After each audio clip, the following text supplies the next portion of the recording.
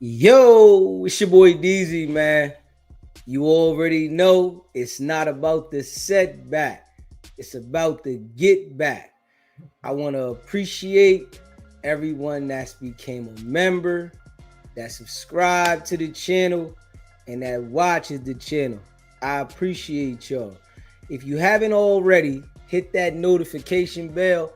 Hit that notification bell so you can be notified every time we go live. I appreciate all of y'all that rock with me, and I hope y'all continue to rock with me. What's poppin', fam? Shout out to all y'all that rock with SBGB TV. I appreciate y'all. So, Diddy, the Diddler, Mr. Love, Puff Daddy, yeah, Sean Combs got 50 months in the federal penitentiary today. And people thought he was going to get some time for this situation. You know, some people thought he might get probation. And the situation that Diddy was in was serious, right? It was a lot of serious accusations. Now, we can all say, you know, Diddy is a bad guy, and, you know, then some people can say Diddy shouldn't have been convicted. We can all say either way, but we got to look at it for what it is. Diddy had a lot of power, and he was abusing his power to the people, being for real. You know, even though we can say at some point the victims did participate, Diddy was using his power.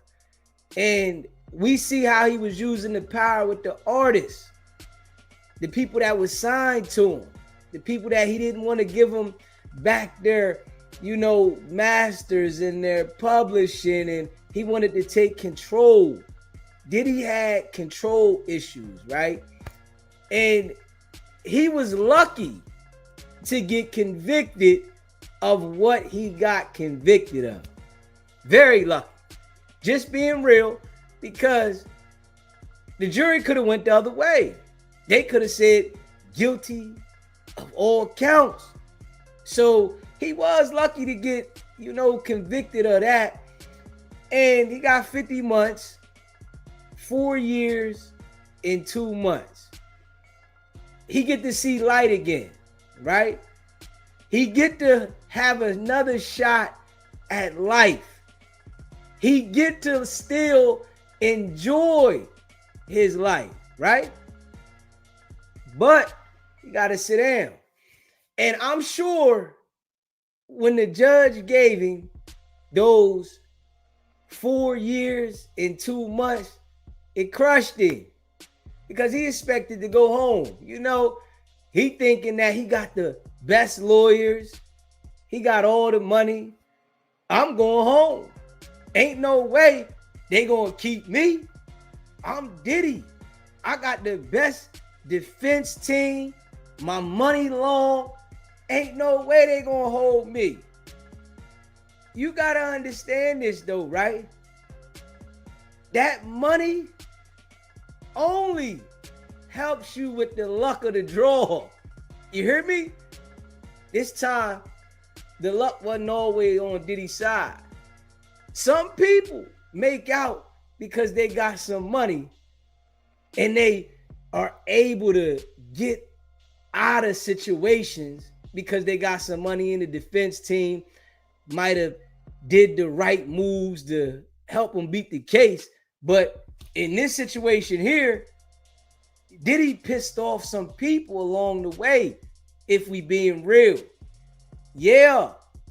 And we got to understand that those people that Diddy pissed off, they got pulled, man. They got relationships at the same time.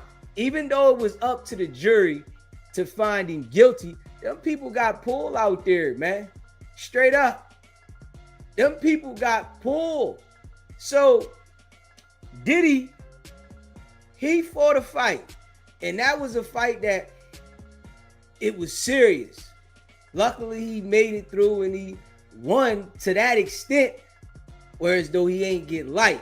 So 4 years in the can, it give him time to clear his brain. It give him time to understand that they not playing. No matter how much paper you got, you don't control the world. Diddy literally thought he was a god, man. I'm telling you. He thought that he controlled everything. And I mean everything. And we see now, he don't got the same power that he thought he had. SBGB TV, it's a live call-in show. State your name, where you called in from. Easy, what's going on, man? This is D from North Carolina, man. Long time no hear. How you doing, big dog? What's going on, D? Everything, Tahi. What's popping? Nothing much, nothing much. I've been kind of waiting for you to spin the block on this one. That was the last time I called in and we talked. I've been kind of waiting to see what's going on, what was going to happen. Man, Dizzy, listen, this is what I think, man. I honestly believe, bro, that the reason why he broke down was because, again, and of course, if you ain't never been in the can and really did that, 6 months it seemed like eternity. So, yeah. For anybody, especially when you did it and you used to having all the power. But I don't know if you remember me talking about it before. It's because they lining him up. He was trying to go to Bali, bro. He was going to get out ahead to Bali. Because, listen, the little Raw lawsuit, the lawsuit that really started all of this is coming up in 2 weeks. Oh, They going to discovery for that. And DZ, I'm telling you, bro, it was a lot of stuff in that little Rod lawsuit pertaining to even these cases. And even like, for instance, they didn't even pop him for the drugs in this case. It was a lot of stuff that they left out. I believe, bro, I ain't gonna keep you long. I believe this case was the layup line to try to seize his assets and make sure he was in a can while they fight all these cases. But he got the little raw lawsuit coming up in 2 weeks. He got Keefe D coming up in like January. He got his boy Kirk Burroughs coming up. It's a lot of, I believe that they just wanted to make sure that he couldn't fight none of them from outside, and that's the reason why I think he broke down. Because I think he know that it's about to be deeper than rap. It ain't just about to be, okay, sit down for a little bit and he out. Nah, they about to, I believe the government, they wanted to seize the assets. So they wanted to get that RICO and that sex trafficking. They really wanted to really squeeze him all the way out by, making sure he couldn't, control nothing. But at least they got him in there for these cases. But I believe that's the reason why he ain't look at it like, man, he broke down, because like you said, anybody else, man, what he got off on, he should be happy. Yeah. You know what I mean? He should be happy, but I'm just, just keep that in mind, DZ, if once it get real, that I believe he know what's coming down the fight. Yeah. Hey, listen, we don't know, but I definitely know they probably do got something up their sleeve, because they know that they wanted to rock Diddy on this one and he slipped through on. So he slipped through. That's one thing them people do. They play dirty. They play real dirty. But I just think that they ain't necessarily bust it, they ain't throw it all out there, because I think they know what they dealing with too. Yeah. You see what I'm saying? Because you talking this Diddy. And Diddy got a lot of people that want to protect him. There's a lot of people that, come on now, because if Diddy want to go Nino Brown, he could. He could drop a dime on all of them. Oh, he drop a dime on everybody. Like, come on, man. So it's a lot of people to protect. And I even think the judge was, he was kind of like, all right, I ain't going to give him this 11, but I got to smack him on it, and really it come down to even what you talk about with whacking them, right? You can't lead with violence. When his lawyers admitted in open court, at the end of the closing statements, they said, hey, if this was about domestic violence, we would have pled guilty. I said that was the dumbest thing I felt they could have said. Yeah. Because now all his other cases, DZ, is all violence. Now he a convicted felon. Yeah. And even in his letter to the judge, he said, well, Man, if anybody else would have did that to my daughter, what I did to Cassie, I wouldn't forgive him. I don't think that was smart neither. Me personally, I want to put that in there. I don't know if he said it. The lawyer was supposed to clear that and take that out, or I wouldn't have said it. You know what I'm saying? So that's too much. So like, again, I ain't gonna hold you, but I think those elements, bro, like if you really, like, again, just going forward, if you see it, that's what I think it is, man. It's like they lining him up, but his lawyer at the end saying, because the judge even said it. The judge said, your lawyers admitted that you were they said it, man. He's a violent man. If this was domestic violence, we would have said guilty. Shit, I'm like, oh, excuse me, I mean to cuss, but I'm like, I wouldn't have said that. Yeah. Because again, now he's a convicted felon, and a lot of people that with that Mann Act, there's them elements of violence would allow the judge to be able to use the violence in his sentencing. That's the part that I think people missing. It just got labeled straight prostitution, right? I mean, I'm just going to get some. Nah, it's that Mann Act got that little element of the violence, which I'm not gonna say it's not BS. Come on now, it's all you have the laws and stuff is BS, but I think that's the part that a lot of people missed when they just thought that it was just violence. I mean, just prostitution, or the P word. I'm sorry, I know it's YouTube, but it's that violence element was what caused the judge to be able to use Cassie, and that's the reason why Diddy in his letter, the first thing he talked about was what he did to Cassie. He ain't even defend the man like none of the other. He said, man, I shouldn't have did that. I was a monster. I'm sorry. All of that, and the reason why he was defending it because he knew what the judge could hit him with. But I just, I'm interested. I think it's game on now for real. We're gonna really see what they, up to. But I'm real interested in that Pac case. I'm real interested in, like I said, this little Rod one is the one though, bro. I'm telling you, I think the little Rod one is like a little. People kind of threw that under the rug, man, and because of the Tyrone Blackburn dude. And I'm like, yeah, some of these lawyers be crooked, but they don't be missing on all their cases now. You know what I'm saying? So I just think it's a lot coming down the pipe, bro. And the little Rod case you said is coming up in a couple weeks. Man, they going to discovery in 2 weeks. They lined up. They like, oh, y'all got him for 4 years. Let's say he do 85%, he get a program or something. Let's even say he got 2 years. All his cases, all these other court cases is coming up. It's like 3 of them coming up in the next 6 months. Or at least 2, I'm sorry. At least 2. The Little Rod and the Keefy D. Okay. Yeah, but look, man, bro, and Little Rod got evidence because he was the videographer. He was taking, he got the incident where supposedly they did something to somebody in the bathroom. Little Rod got pictures. Oh, okay. So that's why I said, man, him going with that violence angle, they busted one to not get his assets seized, but they basically guarded their face and left their ribs open. You see what I'm saying? They guarded their face and left their ribs wide, left their body wide open by admitting that he was a violent person. Yeah, that's something right there. They definitely shouldn't, but I mean, they had to admit to that extent though, because of the video. The video showed that he was violent. So, and what I say about that, when it was time to get, the closing and then the sentence and the precinct, he had to take ownership, because I think that if he would have been in there in denial, the judge would have gave him the whole 11. Gave him the whole 11. Yeah, I think that because he took some ownership and said that he was wrong, and his substance abuse, and he did some things that he shouldn't have done. The judge was like, I gotta give him some time, but I ain't gonna give him the whole 11. But if he would have gotten there acting like he didn't do nothing and it was not that serious, the judge would have showed him it was serious. He would have showed him, and I believe that if it wasn't for the tape, he probably would have got the time served.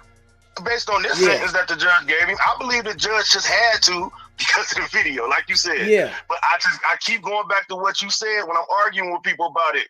You cannot lead with violence, man. You know what I'm saying? That's a fact. You can't lead with violence. So no matter how we smack it up, flip it, or rub it down, when we come back to it, you can't onside kick nobody on video and hit him with a vase in the head, bro. Like, Jesus Christ. That's fact. You can't do that and then think that's just. So I believe that if it wasn't for that, yeah. But no, you're right though, man. I believe though, like I say, this is just the beginning. And a lot of people gonna think they picking on him And I'm not saying that they not, but I just think it come back to what you said. He made somebody mad. All right, who? Definitely. And then he was flexing his power for too long, and a lot of people don't understand that this life is designed a certain way. If you really feel like you got the power and you can't be touched, they always turn around and show you that that's a lie. You can be touched. You really don't have the power you think. You are put in that position for whatever reason, but you can also be taken out of that position. Dame Dash, basically, huh? Yeah, hey, listen, man. We see all of these execs that think they above the program and poke their chests out. They get chastised, and they let them know. They is humbling them like, oh, like flies. Jack. Yeah, it's important for you to understand that no matter how much money you get, you still a human like everybody else, and you're not exempt from certain situations being held on you. And these people, they be having so much money, they feel like they're above the life system. And at one point, a lot of these dudes was getting away with a lot of things, but now they spinning the block on niggas that are acting like they're bigger than the program. They spinning, and a lot of people that it's like you could tell that have been sitting there salivating, waiting for a chance. It's coming back. So I think, like you said, when it be like, why this person coming out now? Like, yeah, this person probably did try to come out when this other person was in the prime of their power. Yeah. A lot of these people did say something back in the day. They did try to, you know what I mean? And it's like, okay, yeah, if this person got this type of power to put police chiefs' kids through college and stuff, you know what I mean? Hey, it's like you gonna get, you give up after a while. But like you said, and I think, man, this internet and this social media, bad boy. Yeah. Because even with you, if it wasn't for you and with the social media, can you imagine what Wack would be getting away with right now? Oh yeah, everybody would be turning the cheek to everything. But yeah, man. But yeah, I'm about to head back in here to work. I seen you was on. I said, let me try to catch you while I'm on my break real quick. But I'm tuned in, though, for sure. I appreciate you calling in, bro. Yes, sir. You already know. If you haven't already, smash the like button. Hit the like button. Hit the subscribe button and share this live. Yeah, they spinning the block on these jokers. And I do agree that I just seen somebody in the chat say that's why Jay stay quiet. I do believe that's why Jay don't say too much, because Jay know that he got dirt on him and they out there picking. SBGB TV, it's a live call-in show. State your name, where you calling it from. All right, what up, DZ? It's Jay calling from Richmond. What's going on with you, Jay? Yeah, just a couple of things I wanted to follow up with. The first one is I wonder if the judge found out that Diddy had already booked a hotel for a party in Miami. Or did you hear anything about it? It was on CNN that he had already booked a ballroom down in Miami. He was certain that he was coming home today. That was on Law and Order Day before they even handed down the sentence. So I'm wondering if the judge got wind of that. I'm sure he did. If the world knew, trust me, the prosecutors, they'll email that judge so quick. And if the world knew, the prosecutors know. So they probably did email the judge, and the judge was letting it be known, nigga, you ain't going nowhere. You ain't getting out of here. I thought that was a retarded move right there. That was just being too bold. Yeah. And the second thing I want to say is, didn't DeLeon settle on that lawsuit? Didn't they pay Puffy like $1 billion or something? But he signed the NDA and he couldn't talk about it. Like, he really did come off with that on that DeLeon thing, right? I think he did settle with the case, and he probably did sign a NDA. I don't know how much it was for, but when after they settled, it was game on with this. So. Yeah. They had something up their sleeve.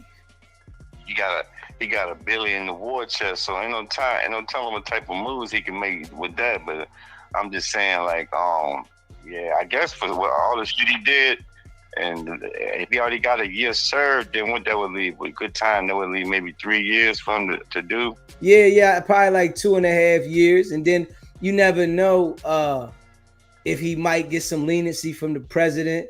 You never know what can happen. You know, the president might feel good and look out for him, but we don't know what can happen. But I think the 2.5 years is what he is facing left on this sentence, though.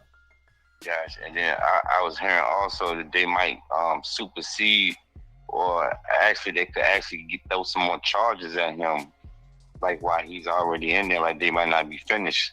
That's a possibility. He got caught with some other stuff, some guns and some other stuff. So he got caught with the drugs when they grabbed him, and like the whole thing with the guns that went away, and the thing with the white dude with the mule and all that went away. That's what I'm saying. So who knows if they're not planning to supersede something against him for those other situations, and they might just come with that later. You already know them alphabet boys. They don't like to lose. They don't at all.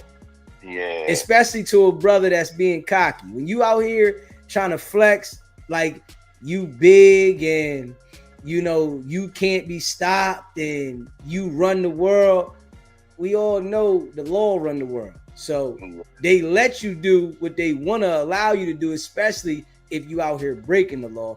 But maybe this might humble Diddy. He might be able to see things that is real because he just got some time and you got all the money in the world and that couldn't get you out of jail. So that might be humbling experience.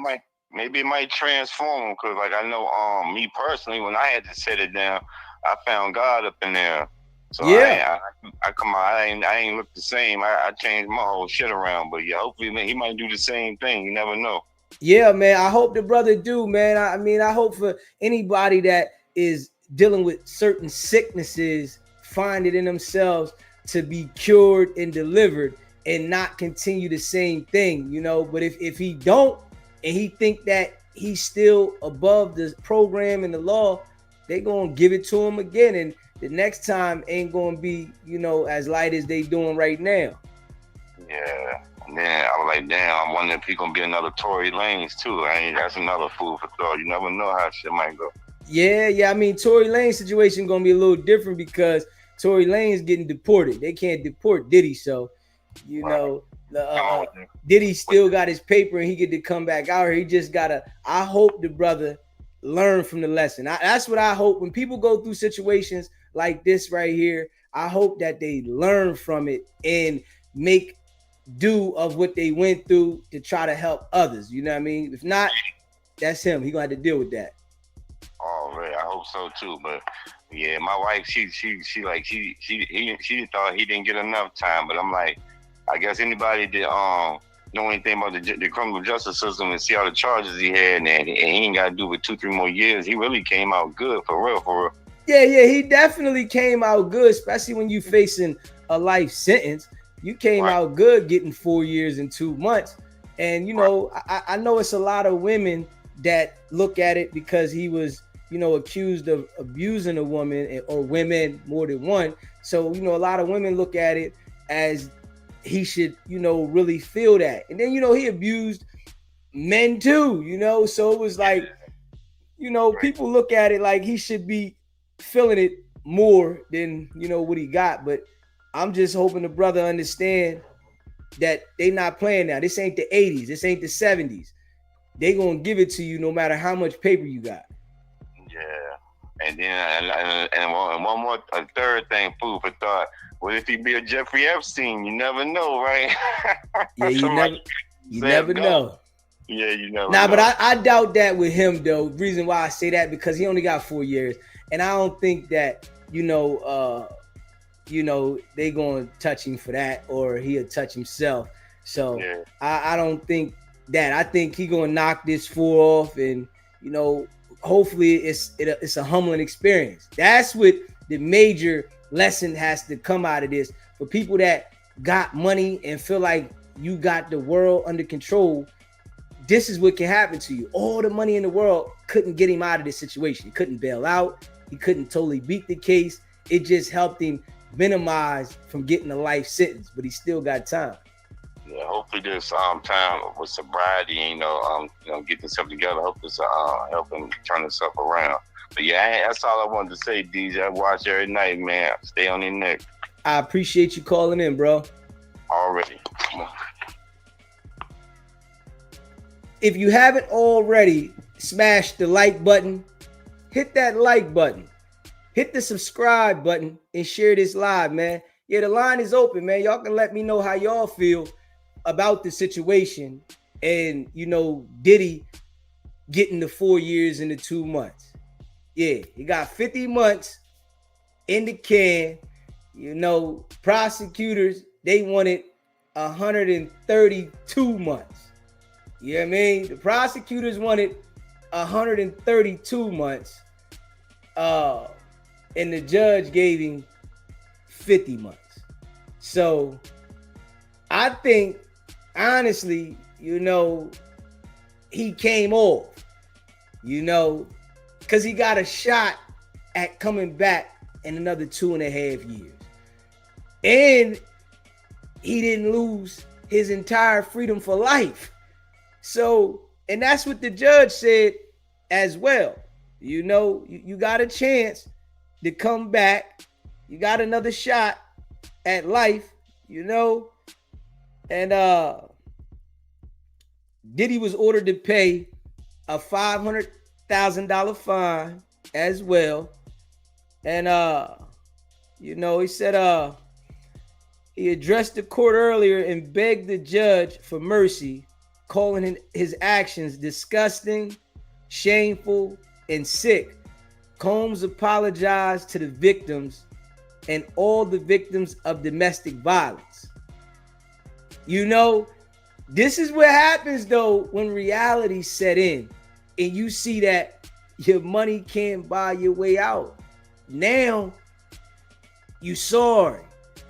And this is the thing that about people, period, man. When you haven't been delivered from certain things in life, you're only sorry when you get caught. And this is a real fact. But when you're delivered from certain things in life, you understand what not to do and what to do. You hear me? And it's a lot of people that haven't been delivered. They haven't had that experience to deliver them not to go down that path. Like, hold up. The things that I've been through in life, it let me understand what direction not to go in. I don't care what's going on. I'm not going in that direction. I'm not even setting myself up to be put in that position because I understand the outcome. And it comes from experience. Some people never understand it, and some do. You know what I'm saying? And I'm just thankful for me to have the understanding and to be able to say it. Like, I know what not to do and what to do. I'm not taking a risk with my freedom at my age. You hear me? I'm not doing it. I've been through it. I had the experience, and I'm not doing it for content. I'm not doing it for none of that. Some of these dudes, they want to do it for content and take a risk with their freedom to try to have likes and views. I'm not doing it. I'm going to bring it from the muscle. The people that's going to rock with me because I'm raw and authentic. But I ain't getting on the internet playing around with my freedom for content. That is corny to me. But I mean, some of these dudes, that's what they do. You know what I mean? They like to play around thinking that they bigger than the program of life and they willing to play with the freedom. But when they get in front of the judge, everybody wants to cry about, I didn't mean it. Everybody wants to turn to God. Everybody wants help, leniency. But you're an adult. You know right from wrong. And that's a fact. So, substantial sentence. Describing his decision, Judge Oren Samaranen said a substantial sentence must be given to send a message to abusers and victims alike that exploitation and violence against women is met with real accountability In final remarks to Combs, the judge noted Combs will still have a life after prison, noting there is a light at the end of the tunnel. And this is what the judge is saying to him after he sentenced him. And you got to know that the judge is being watched all over the world with this sentence that he was going to hand. He had to give Diddy some time. He had to. And he gave him 4 years and 2 months. But Diddy wasn't going home. That would have made the judge look weak if we just being real. Knowing that he was convicted of 2 counts, he was facing 10 years for each count. The judge just saying, all right, probation, it wouldn't have sent the message. So, the judge did what he thought he had to do, for the representation of him in the United States legal system. It says, a defense attorney for Sean Diddy Combs slammed the judge's sentence of his client of 50 months in prison. As an American in comments after the hearing today, Brian Steele told CNN he thinks the sentence sends the wrong message and argued Combs was sentenced for conduct the jury did not find him guilty of. And that's a possibility, but the judge had to send him a message. SBGB TV, it's a live call-in show. State your name, where you calling in from.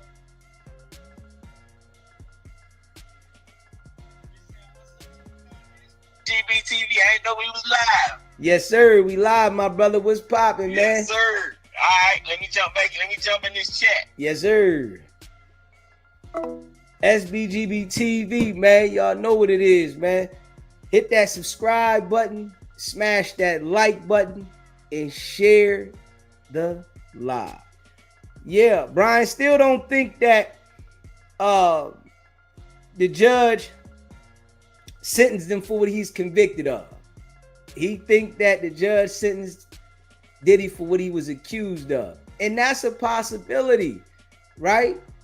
But at the same time, we know that he was facing that time with the charge that he was convicted of. So, Diddy put himself in this situation, man.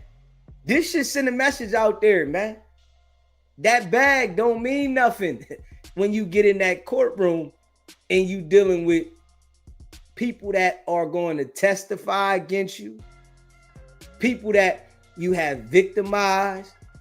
Yeah, if you one of them type people that got to be intertwined with people, you better have some type of respect. You better have some type of boundary.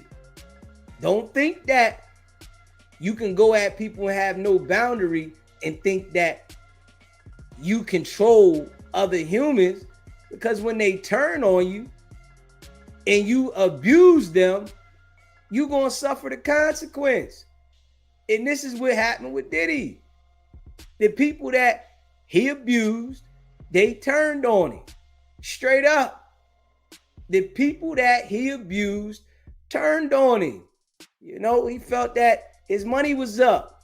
He can do what he want. And now I'm thankful that I've had the experiences that I had at the level I did.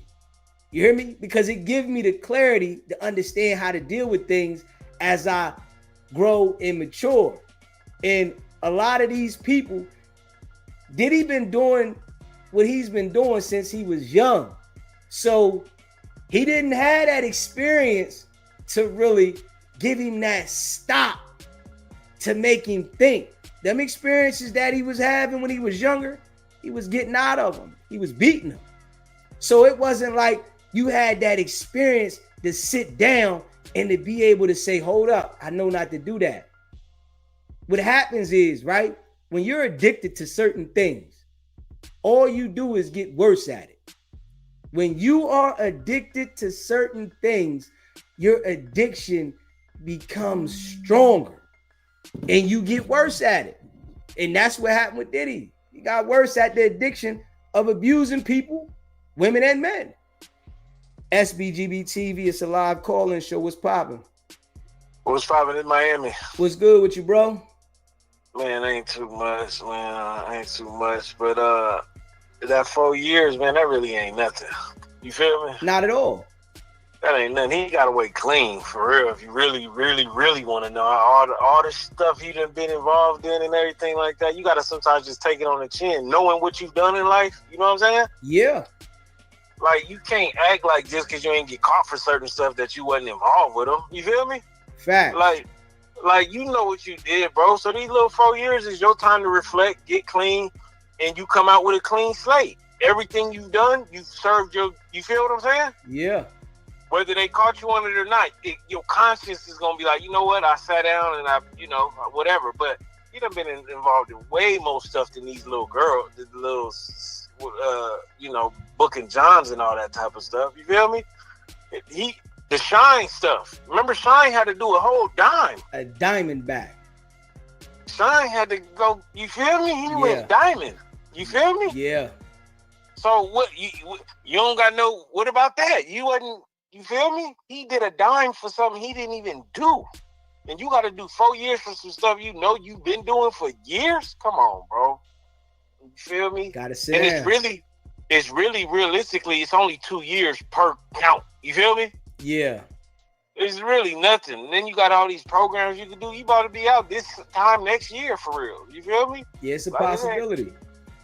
Man, that's what's gonna happen, dog. He got all type of, programs and halfway houses and you know what I'm saying. And like you said, that money don't count when you're going up against the United States. That's who print the money. You feel me? There you go. There you go. How you going after the printer? Yeah. You feel me? Yeah, they don't need your money, man. They could print they got the money. That's the United States. If you was going against New York, you would have got out. You feel me? It'd have been a different ball game. You know what I'm saying? But I think that couple years that's smooth, man. Like you feel me? And they didn't sentence him based on things they didn't find. If that was the case, they would have gave him all day. You feel me? Yeah, they would have definitely rocked him more than that. Yeah, they would have. The minimum they would have gave you was that 11 they was talking about. They gave you, and they know you got ties to the president and all these type of things. You feel me? Like, come on, bro. Like, you gonna get out. You know what I'm saying? You better not go back to that jail crying about them 4 years. You feel me? Yeah. It's dudes in there that ain't never come home, man. They go, man, you better not. Dudes in there got 200 months. Like, man, if you don't go here with your 50 months, man. You better take them, like, you're not even supposed to really talk about it, but his stuff's so public that, you feel what I'm saying? But you're not supposed to go back to the thing, congratulating how much time you got or crying about it. It's just null and void. You feel me? Yeah. I'm in this joint. So until they say I'm not. That's something you got to know. You feel what I'm saying? It's not, oh, yeah, man, they gave me, because there's somebody in there who don't want to see you go home, believe it or not. You feel Facts. me? There's somebody in there who is not liking the fact that you go home before them. You feel me? But I think it's... Yeah, I think it's smooth, though, man. That's nothing. You know what I mean? That's not no time for real. You feel me? Yeah, he should be all right. As long as he go ahead and just do his programs and do what he doing, but he been doing bitten and trying to help people to make it go by. If he sit there and thinking that crying about it gonna fix it, that ain't gonna fix it. You got to just deal with it and keep it stepping. Facts. And they trying to say they gonna bring up more charges on him, right? Like, you feel me? And I'm like, listen, this stuff is done. You feel me? It's done, because the impact of this case was when they were saying that he was doing underage and he was doing certain things. That never came up. You feel me? Yeah. They not going to waste all that money if they don't got him dead bang. They're not going to do it a round 2 or a rematch against him. You feel me? Yeah. If they got him, that's what they got him with, and that's it. It ain't new charges about to come up. That's over with. They would have used them new charges on this trial. You feel me? Yeah, I definitely would agree with that. They would have definitely used, if they had any evidence to that stuff that they was alleging from the beginning, they would have used that. It would have been no way they'd have left that out. You don't leave that out. That was the bread and butter of this. That's what we was all expecting. Some wow. That and the Cassie video was the only 2 things that we was like, wow. You feel me? Yeah. We was expecting some children to come up and their parents got to speak for them. All type, man. None of that happened, dog. You know what I'm saying? So I think he made it out good, man. He just gonna have to, sit it down for a couple months. You feel me? And here's my last thing: the fact that he didn't get bail really helped him. You feel me? Yeah.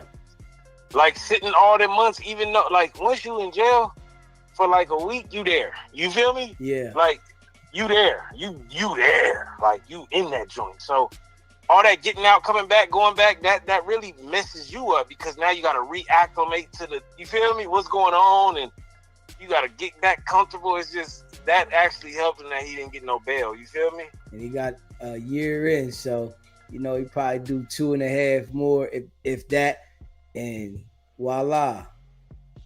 Yeah, and he'll be right back. You know what I'm saying? But I know that stuff burnt a hole in him. You feel me? Facts. That done, and whew, and he got real bills still in the streets. People don't realize that. You feel me? Yeah.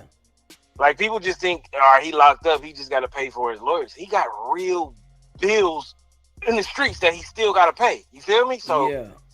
That's the part where that money start to dwindle down because you can't go generate no money. You feel me? Yeah.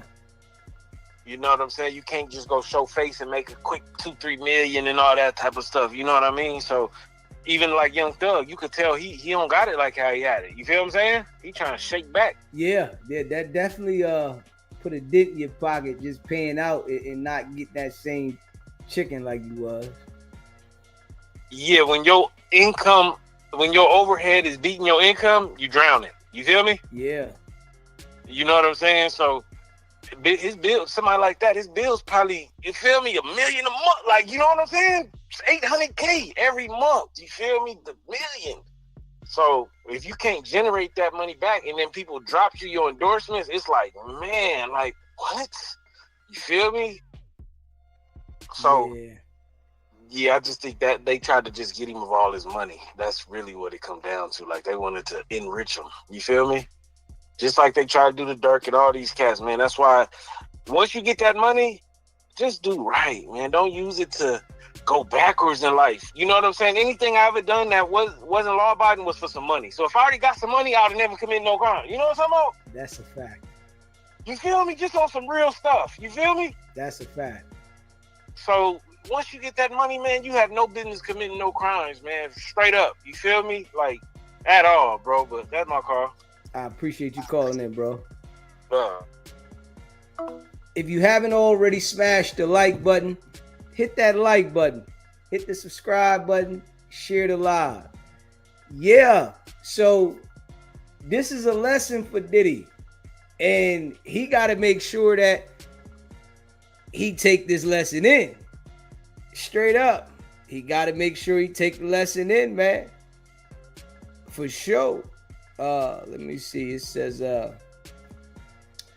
people get, God forbid, falsely accused of a crime. They go to trial.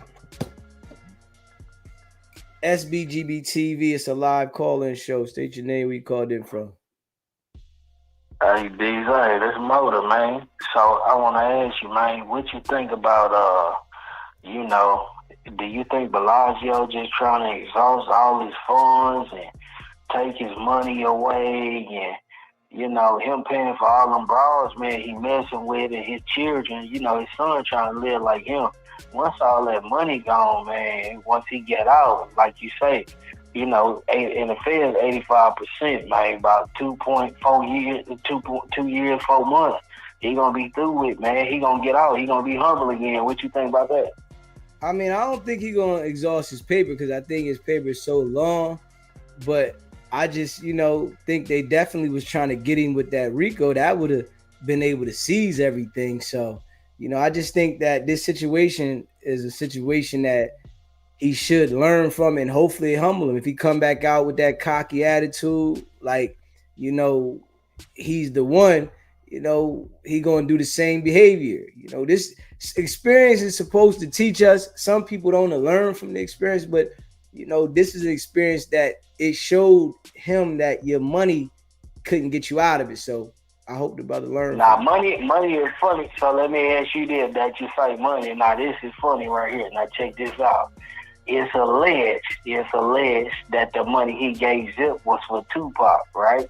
So now it's looking like, nigga, you spent money to fuck with somebody, and now your life being fucked with over some money. And then when you sit down with them folks, right, they can come ask you about that because you in their custody and you can't afford no Brian Stillman no more. So now that Suge Knight coming out saying, yeah, Diddy gave that check up. Now what you gonna do? Because now all fingers is pointing towards you and Reggie White for killing Tupac or shooting Tupac. Cause Well, allegedly. nobody never seen Allegedly. Allegedly. So now what happens then? Because they saying, shit, man, hey, man, you know, all fingers pointing to you for dropping that check. Keefy D saying, man, you dropped that check. What if they come see him and then want to charge him with something greater? One of the greatest hip-hop mysteries. See, I don't think they're going to mess with him for that because them people been telling different stories. So it's like you telling one story 1 minute, and now that you in a situation, you want to tell another story, your credibility shot. So you said you had involvement with it. It's like, you know, I think a lot of people know that these people will say anything to get out of a situation. So I don't really think they're gonna mess with Diddy for that. You know. Hey Daisy. You know, back in them days, you couldn't use what a nigga said on his lyrics. They was just thinking we was horseplay with this hip hop, right? You know, Diddy got a mixtape, but he was going in the mainstream in the public. He was saying, we not gonna fight them back, so and so. We gonna push peace. But on that mixtape, he said, "You bald head motherfucker. You gotta watch your language for me, bro. Touch. Watch your language for me. Yes, sir. Go ahead. He said, "You bald head dude." He said, "That's why I'm gonna get you touched." He said, "You mess with me, I'll put $1 million in your mom's head. Put it in your step-pop hands." He would make a mixtape talk about them folks, man. Talk about what he was gonna do. That's what they alleged. He said it out of his mouth on record. Nowadays, you could charge a nigga for what he said on record. Yeah, I mean, I understand that. But I just think with the situation, being as though that they know that Keefy D said one thing and then he's saying the next. And I just don't think that they going to put the pressure on Diddy for something that Keefy D talking about. Okay. Well, I'm going to keep it short. I'll just say this. If Puff Daddy come out in about the next 3 years with muscles and stuff looking like Dave Chappelle, we know they didn't clone him like Young Boy. No. He going to be the most mainstream friendly person. But you got it, brother. Salute to your channel, man. Appreciate you calling in, bro. If you haven't already, hit the like button. Hit the subscribe button, man. Yeah. I don't think, they're going to clone Diddy, though. I don't think they're going to, I don't think they're going to clone Diddy. Diddy going to come out and hopefully the brother understands that his money can't get him out of everything. That's the major thing. If he don't understand that his money can't get him out of everything from this, he going to put himself in another situation. Straight up. He going to put himself in another situation, man. And they not going to play with him next time. If you a people person, and you like to interact with people, you got to be mindful how you deal with everybody. That's if you a people person. You want to be throwing parties and having control over people doing things, thinking that everybody going to move when you say. You got to be mindful because those same people going to turn on you. You hear me? Those same exact people are going to be the ones that turn on you in the end. And a lot of these people that are in position, they be real disrespectful to the people that work for them or do things for them because that's just how they are. They feel like they can talk down on everybody that they deal with. They got to move when they say move. I got the bag. Y'all going to move when I say move. And a lot of these people be real disrespectful to their employees and, their so-called friends. And those be the same ones that turn on them. They be making them do certain things. And, and if they don't do it, the people know they're going to get fired. So they going to take the risk and do it. But when it come down to the law, they going to tell on the people. Yeah, they made me do this. Yeah, that I had to do it because I didn't want to lose my job. And the law take that in account. They know that people are trying to survive every day, and people are going to do things to break the law for somebody that has money because they don't want to lose their financial stability. So, yeah, this got to be like a lesson. And if it ain't, we going to see, most definitely. Hit that like button, man. Hit the subscribe button, man. Share this live. It says, people get, God forbid, falsely accused of a crime. They go to trial. They have all the witnesses testified. Credibility is determined. The jury reaches a verdict and finds in their favor. And then they get sentenced for the same exact conduct that the jury found that they did not commit. Still said, it seems un-American. I mean, I know Brian Steele's a lawyer, so he's a defense attorney, so he's gonna look at it that way, honestly. But Diddy did beat the main things that could got him a life sentence, and he got sentenced for engaging in prostitution. Yeah, and it was at a different level. It was at his engaging at prostitution was at a total different level. Yeah, they flying people out, they flying to different states, and they was on a whole nother level with that engaging in the prostitution.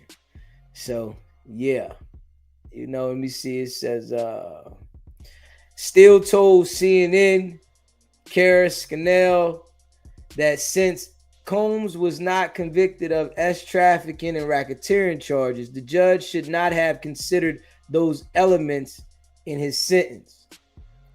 There is no such corresponding element in the Mann Act, he said. This was a very hard sentence. Asked if he thought the judge was wrong, Steele said, well, we'll find out on appeal. So they're going to appeal the decision of the judge's sentence. And we're going to see how that go. The defense attorney said he talked to Combs after the sentencing, but declined to give more details about their conversation or how his client was feeling. We know Diddy was sick. You think you coming home, you sick. I remember when I went to sentencing. You hear me? I went to sentencing from the street, and I thought I was going to get probation. And I went there, and the judge gave me 3 years. So, that right there had you sick. So we already know Diddy was sick. He planning the party this weekend or next weekend, and the judge say 50 of them things, 50 of them. Boom. And, I'm sure Diddy didn't understand the sentence at first, because, when the judge be handing those sentences down, they say more time, and then they be saying suspended for this, followed by this, and, and if you don't know it, you got to listen to it. And I'm sure Diddy didn't understand it, so he got to ask his lawyer, what he say? Because I know when I got sentenced at first, I had to ask the lawyer, what that mean? What they say? Yeah, they said, oh, damn. Next thing you know, the police, they ready to grab you up and take you to the back. So it get real. You hear me? If you haven't already smashed that like button, man, hit the like button. Hit that subscribe button. SBGB TV. It's a live call-in show. State your name, where you calling in from. And Scooter, I'm calling in from West LA. What's going on, Scooter? What's poppin'? What's up with you? Man, I had to ask you, man. You didn't tell your boy Diddy to change his name to Cash Jones. That way he could have got out in the interest of justice, man. You didn't tell him? And he needed to do some more work. Cash doing he doing major work out here. Like, okay. Diddy ain't. He needed to drop a dime. He needed to, Cash doing major work. He doing. Yo, listen, I got you. Whoever you want, whenever you want, where you want. They going to jail. Right. Hey, agent ain't even got to come in for the day. Like, why am I going to take the day off? I got you. He got Cash out there on the run. He got it. Yeah. He got hella trust in the office. So every time his name pop up, bro, I just keep thinking of that in the interest of justice. Like, what was the interest? Because Wack ain't did nothing in the interest of justice since he been out. So I don't know what the interest of justice was. But look, old boy was almost finna steal my shine. I ain't hear you. What you say? I was gonna ask you. When old boy was finna, I heard him because I'm a little behind because I rewinded. I just realized I rewinded it. Old boy was finna, when you said that, I kind of know you kind of gonna probably piggyback on it a little later on with it, whenever, like today or tomorrow.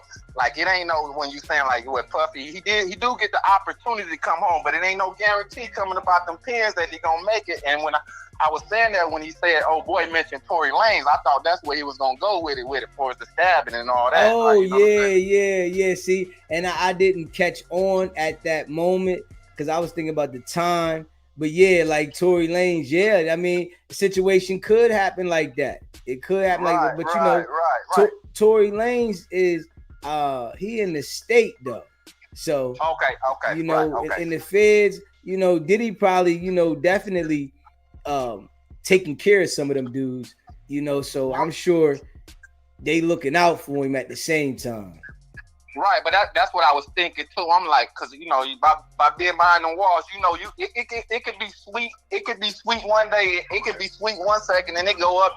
All you know what I'm saying? Whoever he was taking, all it take is one person come on the yard or something. You know how it go. Yeah. Or the dorm to flip over a little bit, and some other cats come in like, yeah, we ain't feeling them like that. You know what I'm saying? So it could go either way. You know what I'm saying? Yeah. And I wanted to ask you, man, like, I seen how Wack had got on your bumper about the Porsche. I'm like, how did he know you had a Porsche? He must have, like, showed the Porsche or something. I go live in the car every week. Okay. Well, yeah, okay. All you gotta do is look at the seats of the car and see what kind of car it is. I always try to peep it out, but I couldn't really tell. I know it's peanut butter in there, something like that. But I was wondering how he got there, because I know his tactics, you know what I'm saying? I'm like, he couldn't have ran up on him and seen him. He must have seen him in the Porsche, or he must have heard he got a Porsche. Bro, ain't nobody gonna play with me, bro. Like, I'm different, bro. You know what I'm saying? Listen. That the Wack do that stuff on the internet, like nobody gonna play with me, bro. Everybody knows I've been to trial from where I'm from for homicide. They're not playing with me. That shit that Wack do on the internet to play with these dudes, it don't work everywhere. It might work, when he's able to manipulate. But I don't want no problem. So he can't nephew. He can't beat you and nephew you to death. Huh? Yeah, I don't want no problems with nobody. But I put my own work in. I don't go and like try to get somebody to do this and do that. If I feel that I need to make sure that I'm cool, I'm gonna go put my own work in. You know what I'm saying? So it's like I don't. That's why I don't worry about nobody. I'm a law-abiding citizen, and I pray to God that nobody takes me out of the mind state that I'm in now as being a law-abiding citizen. And I think I should be good because I know how to move and I'm like a professional at this. So it's like that stuff that he talking, bro. I don't even pay not one mind to it because I know he the police, bro. Right. And listen, this is another thing about his character. I already know. Look, no homo, like they say. I see you in person, like on your live with it. This the type of dude he is. I see you got a little size and height on you. He listen, that already deterred him right there.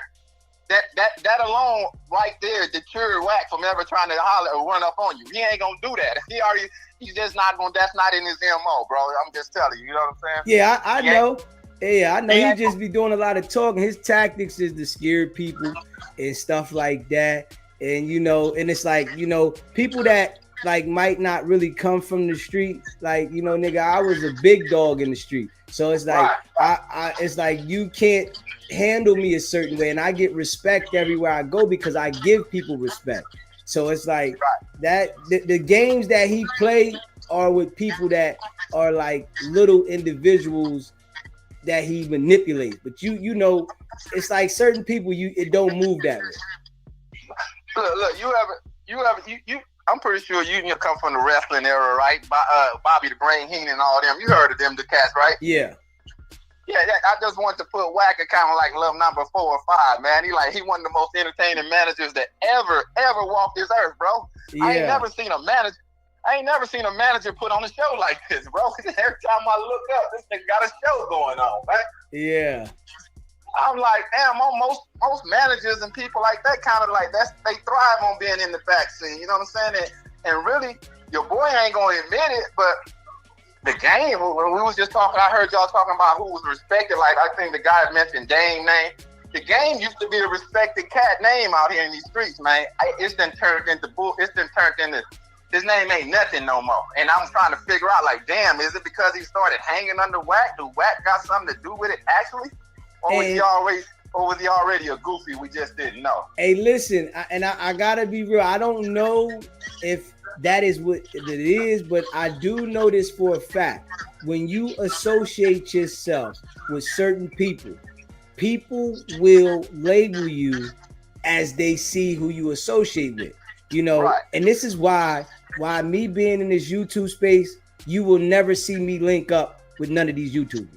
Because I don't want anybody to confuse me with another YouTuber and then get to playing with me like they play with them. And it's nothing against to none of them people, but I hear you deliver it every day. The respect you come with it, you just let them know. I'm not them. I'm not them. I hear you every day. Right. So yeah, you know, I just, you know, I see that you are guilty by association. So if you hang around a lame police nigga, people are gonna view you as that. Even if that's not you, they're gonna view you by the people you associate yourself with. They teach you that. Well, mama teach you that coming up out of school. Hey, if you hanging with them, that's who they gonna associate you. If you hanging with the guys on the corner store drinking beer, that's who they gonna associate you with. That's just the way it is. You know what I'm saying? And I got one more question before I get up out of here, man. Did you ever locate grab a packet of them invisible diapers? Nah, they don't exist. They invisible. Oh, they okay. Yeah, they imaginary, invisible, whatever. Okay, they just not. What's his real name? What's he call him? And what's his real name? You had for him? Incredible. Yeah, they invisible. Yeah, they definitely invisible. That's why we call Amazon online. And I told him directly when he called in that they don't exist. He said they doing good. We never hear him say nothing about the diapers. All we hear is a book now, and the book is trash. Look, and I hear you tell that nigga every day, man, you drive down the No Jumper from Vegas. That nigga didn't put a box of Pampers in the car one time to promote on No Jumper? Never. Never. Hey, on Vlad, he ain't brought a pack of that Pampers to Vlad or none of them shows, huh? They don't exist. And it's crazy, DZ. I'm like, you know, we as men, we don't compare each other, but I'm like, yo, thinking is just like mine. I don't gotta look up at the sky and know it's not purple. You know what I'm saying? Yeah. I know already because of the bullshit. You know, I can see it a mile away. Like, you know, being on the yards and all that. Like, if you're not paying attention, you will be caught up. But I'm one of them guys who always pays attention. Sometimes people tell me, "Oh, you think you're a little too smart?" I'm like, nah, I just don't. If I hear you lie 1 minute and tell me this or tell anybody something, I'm gonna just tell you 2 minutes later, bro. I just heard you say this. You know what I'm saying? That's just me. That's just me. I'm just one of them. I'm just zero tolerance of dumb shit. You know what I'm saying? But I just wanted to holler at you and let you know about your boy, man. We're going to stay on his head, man. I'm really trying to figure out, like, let me ask you this.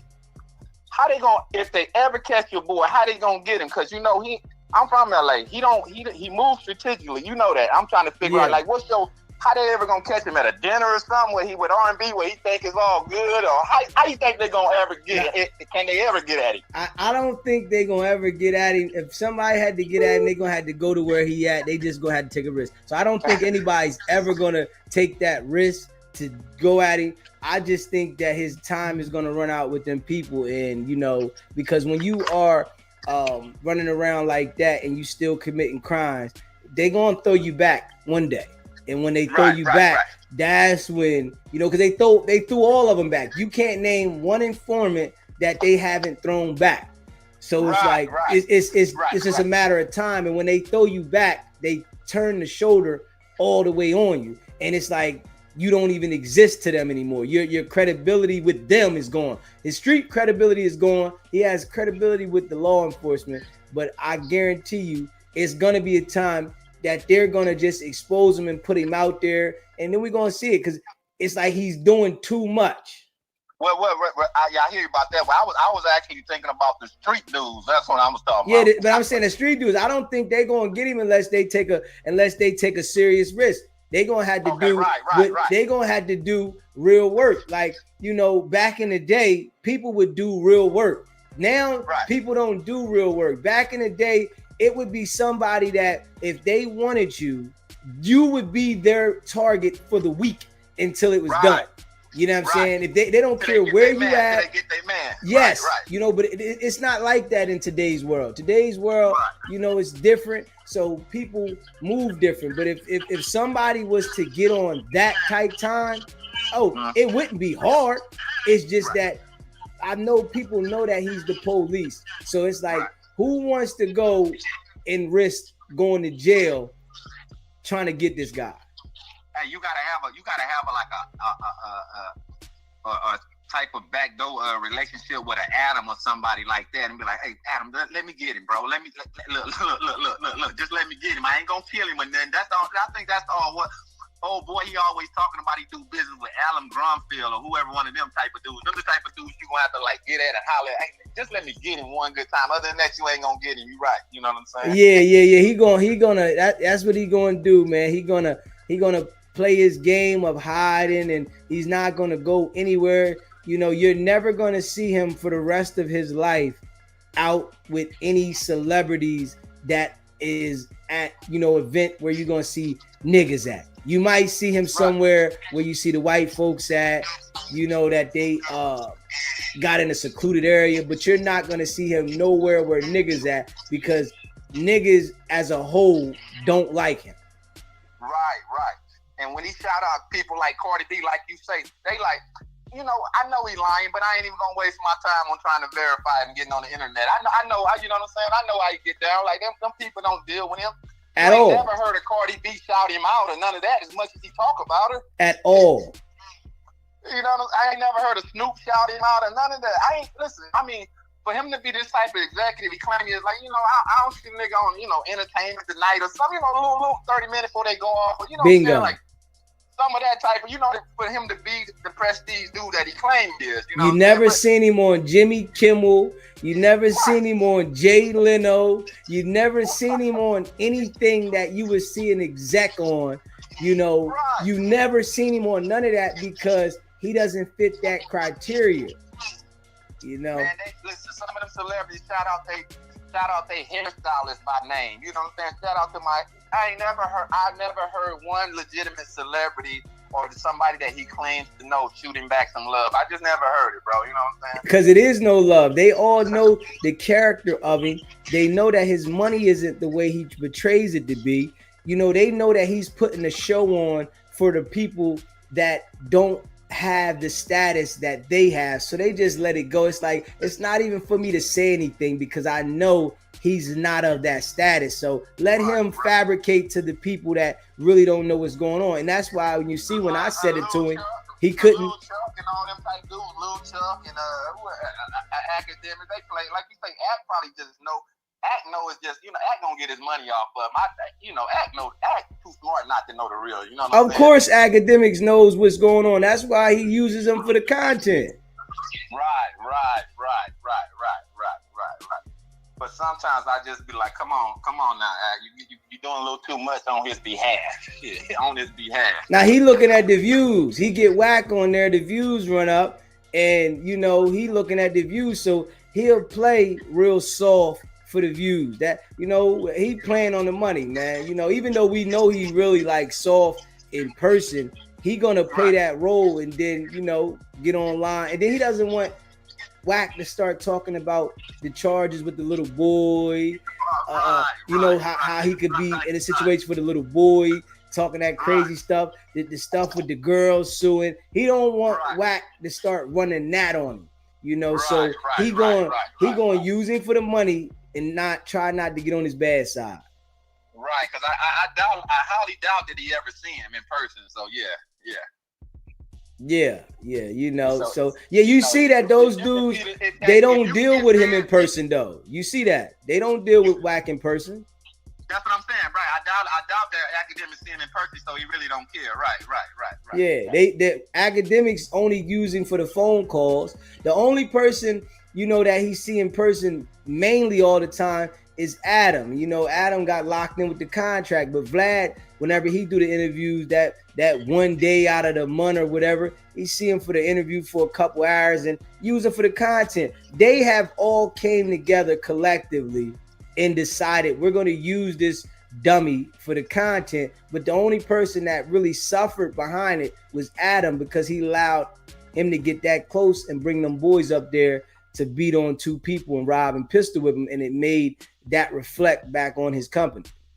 And in the beginning, it looked like it kind of. I don't know if this the testimony of Wack maneuver skills. In the beginning, it looked like Adam was totally against it. Like you brought some bullshit up to my job, and I ain't feeling that. But then it's like as time went on, he kind of started playing back into Wack's little games, like how it was like it is what it is. You know what I'm saying? Hey, listen, man, Adam lining Wack up, bro. That's what I kind of I think how Wack lays him. Wack too slick and too maneuverable. I think he's in the back of his head. He probably figured that. You know what I'm saying? So yeah, you got to think about this, man. Adam Wack can't trust nobody. Adam's already in the situation, so Adam's playing the game on him, and he thinks he's smarter than Adam, but Adam's just playing the game on him. Right. Right. He think he's smarter than his employee. Yeah. Yeah. Now he think he's smarter than his employer. Right? The employee, right? No, listen, bro. Right? Bro, he think he's smarter than his employer. Right. Yeah. And then one more thing, I was laughing at old boy earlier. He kept saying, I ain't gonna hold you. And I'm like, damn, you keep holding him. But I was watching the clip where Wack was on, how he been throughout the years. He don't let no man sex play him. Why you let Adam sex play him all the time? Because he needs Adam. He needs Adam. If Vlad, you see, Vlad don't play with Wack. So Wack don't play with Vlad, right? Adam figures that Wack plays with him, so this is how he can play back with him. He can play that game. Now, Academics is younger, and Academics doesn't know how to play with Wack, so he just knows how to manipulate him and call him stupid when he won. You got to be dumb. Right. He knows how to do that to Academics because Academics hasn't built the strength. Throw that in too. BAN, man.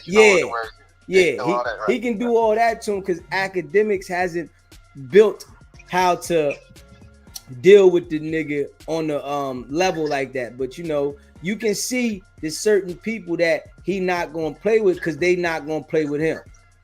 Right. And I'm gonna let you go after this. I'm gonna this is the one what you told him the other day, nigga. You watched that sex tape with Adam. Of course. What did you? Of course. I didn't watch it out of respect of his wife. It sounds dumb. Right, it don't even make no sense. Yeah. Nigga. You're like, if you watch the Nipsey tape, you watch that, bro. Come on now. Come on. It's simple. Hey, some niggas add up 1 and 2 and get 4. Nigga, I get 2 every time. So that's just me, bro. You know what I'm saying? I don't get no other number when you add it up. But anyway, I just want to say much love to the show, bro, and I'll keep hitting you up. Appreciate you calling in, my brother. Yeah, West LA out. Yes, sir. If you haven't already subscribed to the channel, hit the subscribe button, smash the like button, and share the live. I appreciate all of y'all that rock with SBGB TV. Yeah. Okay. Let me see here. So it says, let me see here. I was reading this here about Diddy. It says, Mark Agnifilo, another one of Combs' defense attorneys, said outside the courthouse that the legal team feels they have strong basis to appeal. Yeah, hit that like button. SBGB TV, it's a live call-in show. What's poppin'? Hi, this is Miss Jane. I'm from Cali. How are you? Hey, chat. Hey, what's up, Jan Meeks? What you doing, baby? Nothing much. I have a few things to say. I'm not going to be long-winded like the guy that was long-winded before and then talking about he was long. The other guy was long. I'm just kidding. I know when we get up here, we be talking. I say I'm going to go for a minute, but I know how it be. Yeah. But what's up? Okay, so this was a sad day. This was a very, very sad day to know that Diddy, Puffy, whatever, got 50 months. 50 months, 4 years and 2 months. I was so sad. So I just want to remind everyone that I know I heard you say that, hopefully he'll get out and change. And this should be a wake up call and all this stuff, right? Go ahead, say all this BS. You know all what you this. want to say. Look, we ain't on the all that, right? Yeah. So I want to remind and remember that, okay, when he was in custody, remember he was threatening the witnesses? Okay. All right. Okay, so when we in custody, where we should be at our best behavior, especially on phones and things like that, right? So he was threatening the witnesses at that time. The song came out, not that he was rapping on the song or whatever, but I'm speaking of the song his son wrote and put out there. Okay. In my opinion, his daddy approved that to go out, or his daddy should have approved, or daddy should have said, don't do that, or something, right? But that song went out that was talking all kind of mess while he's in custody. I don't know. You remember in trial, he was reprimanded for looking at witnesses, all looking at witnesses in a way that wasn't proper in court. Yeah. This is all why he's in court now. This is why he's in custody. This is why he's going through the trial. These are the things he was doing. Also, his team of attorneys also wanted them to ask for the victims not to be named, not to be, he didn't think they should be called victims. I don't know if you remember that. Okay, so you said his attorneys didn't want the witnesses to be called victims. Yeah, some of the victims, he wanted them not to use the word victim, like not describe them as victims. Okay, I didn't know that. Which is a little confusing because now he wants to say sorry to the victims. So I'm just a little confused. They wasn't victims, didn't want them to be considered victims or named as victims, but now we're apologizing to the victims. So what I want to say on that, right? I think because he has already been convicted, his attorneys instructed him to take ownership, because I know that's very, very, very important when you're found guilty of a situation, to take ownership. And I think that his attorneys instructed him to take ownership and address them as the victims, because they wrote letters. And I think he did what was instructed to him, even though, when he was going through the process, that he didn't want to look at them as victims because he hadn't been found guilty. So I think that's something that he adapted to his attorneys saying, you need to make sure that you take ownership. Okay. I'm pretty sure that's actually what took place. But what I'm looking at is the accountability, the responsibility, the fact that a grown man someone had to tell you to own that, and the attorneys decided that now that he was charged, the two little lame charges that he was charged, they decided now these victims are considered victims. So now we have to address them because we need to look a certain way. My thing is this: when your mind changes, your mindset changes, your behavior change. So when your mindset hasn't changed, your behavior is not going to change. So you're being asked or told to look at them that way. The reason for me calling and sharing, even saying any of this, is because you cannot think that when he gets out of custody, out of jail, that all of a sudden we're going to have a different mindset here. When his behavior, when I'm describing and saying his behavior in jail, okay, while in court, now have to be instructed. You have to wake up, kind of like what you did in life and other people have done. Wake up and say, okay, I want to change. This is what I'm doing. So no one has to instruct you or tell you anything. They don't have to say, now you need to look at them this way. You're going to see that. You're going to see my behavior caused this. My behavior did this. I'm doing this. You're going to take accountability. You're going to be responsible for your actions. So your whole talk, the way you move, the way you talk, everything is going to look different. And I agree with that, and I say to that maybe this 4 years, 2 month sentence and him having time, after the sentencing and not just going home, because now you got a release date. So it's like, he might look at it different and it's a little ways away. Like, man, I got to do different. Then he's going to have probation, a $500,000 fine. So maybe he might look at it different. I know you don't want to give him the benefit of the doubt. So it is what it is. He going to come out popping it. He going to come out because I like these, that ain't nothing. That's no time at all. He's already in there eating chips every day.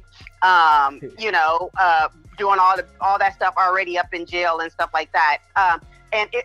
What this reminds me, and I know this person is about to get astray and probably don't deserve a stray, but R. Kelly, it was the same thing. He went through that whole trial. He got off free. And this, to me, pretty much Puffy is getting off free at this. I mean, that he's doing no time for all the things he did. I mean, I'm not even speaking of, just, what he was charged in this RICO case. There's so many things he's done, have hurt people financially. These people are still trying to swim and get on top from him taking their money allegedly and all this stuff. So there's a lot of damage and things he's done to people. And so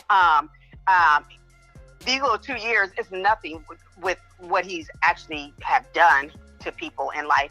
But I don't think that he's gonna, to me, is kind of like what the R. Kelly whole thing is. Oh, okay, well, they should have caught me 30 years ago, and he didn't get better. He got even, to me, in my opinion, even worse in a way. To where now he's doing time. And this is what I've seen in my career and in life, that sometimes you get slapped on the wrist and you continue your behavior, and then that next time you get it, you're going to get it, so hopefully he does come out and not only change, but make his wrongs right to people that he messed up. Okay. He messed people up mentally. He's messed people up. You don't get to walk around the world and just get to go around and damage and injure people, and you just get to walk out and throw another white party. Yeah, I mean, I agree. That's why I say I hope that he understands his wrongs and, right his wrongs and do right. Don't go down the same path, because, with them type of addictions, it get worse if he go back into it. So hopefully, he don't think that he can do it better next time. We'll see. Yeah. We'll see. But yeah. I can kind of bet that I don't think that's going to happen, but we'll see. Yeah, I mean, listen, if he come back out and have the same mentality and do the same thing, it's just going to be worse for him, but he might think that he can come back out and do the same thing and just do it better. They going to stick it to him. But, I mean, we all deserve a second chance. I mean, I know you might not look at this character, because sometimes, women have a different outlook on situations like this. So, I mean, he got convicted. The judge gave him what he gave him. And, hopefully the brother understands that this right here is something that definitely should wake you up. Yeah, I'm not against a second chance. We all make mistakes. We all do things. Mistakes and patterns are two different things, in my opinion. But we all do our stuff or what have you. But is he going to make his wrongs right? Because that's really what life is about, right? We all messed up, but I get to go back, and who I damaged and who I hurt, I get to go and say something. I get to make it. I get to go and try to make it right. If that's me living differently, if that's whatever, however that looks for people, but you get to you should go and try your best to make it right. So yeah, you can make mistakes. That'll happen all day long. But we have to know if this is a mistake or is this a pattern, because those are two different things. Yeah, I mean, but you got to think about it though. With certain mistakes that become patterns and you don't get held accountable, yeah, that's going to be a pattern because you're not held accountable. But now that we're seeing that he's officially held accountable, may not be what some people expected, but he is held accountable.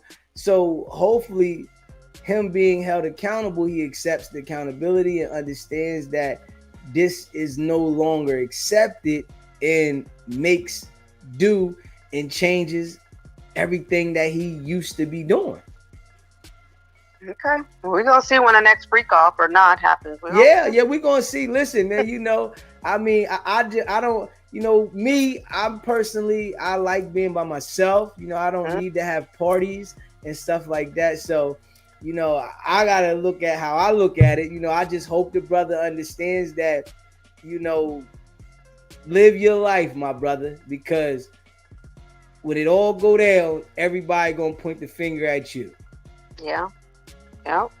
And you were so right about the how you treat people. You whether you have money or you don't, you could tell someone's character how they treat the people that work for them, your house cleaners, the custodians, all.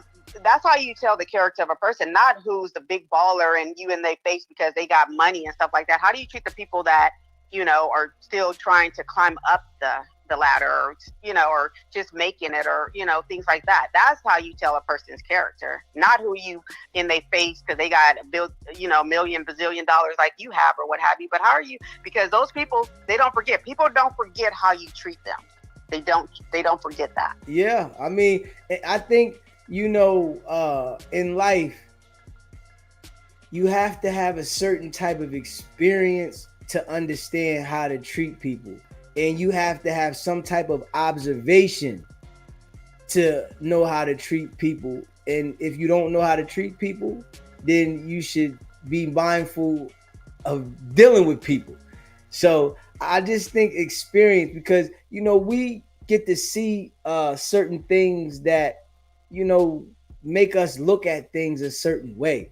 And I think the people that are like wealthy in position, they watch the other people, how they treat people.